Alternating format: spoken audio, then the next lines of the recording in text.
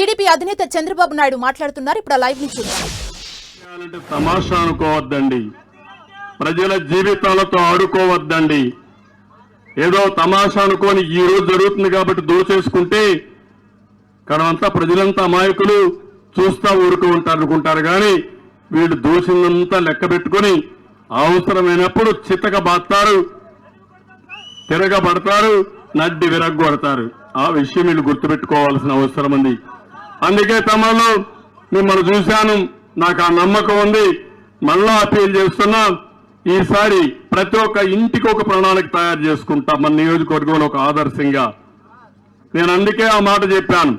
ఆ మాటలో కూడా ఏంటంటే చదువుకున్న వాళ్ళందరినీ, ప్రపంచంలో అందరినీ పిలుస్తా, పెద్ద పెద్ద పరిశ్రమ అధినేతలను పిలుస్తా. ఒక్కొక్కరు 100 కుటుంబాలను 200 కుటుంబాలను దత్తత తీసుకోండి. ప్రజలే ఆస్తి, ప్రజలే పెట్టుబడి. ఎందుకంటున్నానంటే మనం అంటాం ఏదైనా ఒక చిన్న ఆదాయం రావాలంటే ఎంత డబ్బులుంది, పెట్టుబడి పెట్టాలంటే ఎన్ని కోట్లు ఇస్తారని అడుగుతాం. కాదు, ఎంతమంది మనుషులున్నారు, వాళ్ళకి ఎట్లా స్కిల్స్ అంటే ఎక్కడ నైపుణ్యం పెంచాలి, వాళ్ళకి ఏ పని చెప్తే ఆదాయం పెరుగుతుంది, వాళ్ళ ఇంట్లో 2-3 పిల్లలుంటే చిన్నప్పటి నుంచి బాగా చదువు చెప్పిస్తే తద్వారా ఈ పిల్లలు చూస్తున్న ఆడపిల్లలను చూస్తున్నా, ఆ ఆడపిల్లలను చూస్తే నాకు ఒక మాట్లాడతారా ఏమ్మా, బస్సులు లేవు, అదే మైక్, ఆ పిల్లలకి మైక్.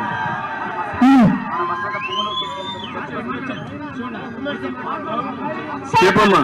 సార్ మాకు ఏ లీడర్ వచ్చినా కరెక్ట్ గా బస్సెస్ ఉండేది, మేము ఇక్కడ నడుచుకొని పోవాలి సార్. ఊరికంతా ఆడపిల్లలు ఎట్లా నడుచుకొని పోయి సార్. ఏ లీడర్ వచ్చినా మాకు కరెక్ట్ గా బస్సెస్ ఉండాలి, అది కావాలి సార్. అవునమ్మా, ఇప్పుడు బస్సులు ఎక్కడ పోయినా అంటావు తెలుసా నీకు?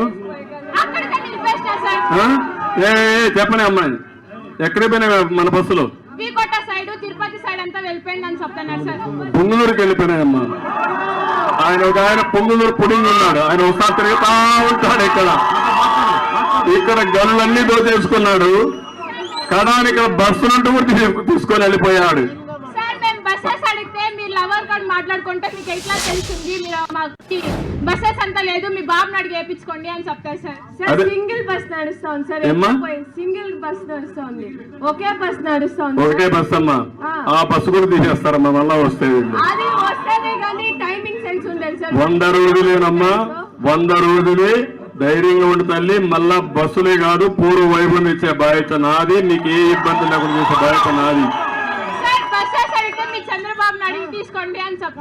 అదే అమ్మా, మీరు ఆ మాట చెప్పండి, నువ్వు రావద్దు ఇక్కడికి, మీరు రావద్దండి, మా నాయకుడు వస్తాడు, మా బాబు వస్తాడు, మాకు బస్సు ఇస్తాడని చెప్పుతండి.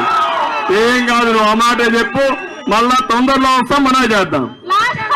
లాస్ట్ 5 years ముందు 1 hour ఒక బస్సెస్ అన్ని సార్, ఇప్పుడు 4 hours ఒక బస్సెస్ అన్ని. నీకు రేపు రాబోయే బస్సే రాదమ్మా, వీళ్ళే ఉంటే బస్సే రాదు.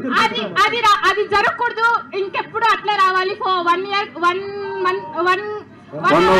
hour ఒకసారి బస్ రావాలి అని కోరుకుంటున్నాం సార్. కాబట్టి మీకు వచ్చి ఇన్ఫార్మ్ చేసినాం సార్. నాకు ఇన్ఫార్మ్ చేసిన పని అయిపోయిందా? అయిపోయిందా?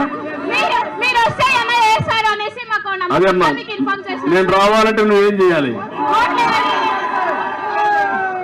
ఏం చేయాలమ్మా? ఓటు వేయాలి కదా. మీ అమ్మ నీకు ఓటు ఉందా? మా పేరెంట్స్ కండి చెప్పి మీకే ఓటేయమని చెప్పి. ఓకే అమ్మా, గుడ్. ఏదైతే పిల్లలను చూస్తున్నా, ఇప్పుడు ఆ అమ్మాయిని చూశారు. ఒకప్పుడు ఈ ఆడపిల్లలు బయట రావాలంటే ఇంట్లో నుంచి భయపడేవాళ్ళు. ఇప్పుడు నేను ధైర్యంగా వచ్చి చెప్పగలిగిందంటే అది తెలుగుదేశం పార్టీ ఇచ్చిన ధైర్యం. ఒకప్పుడు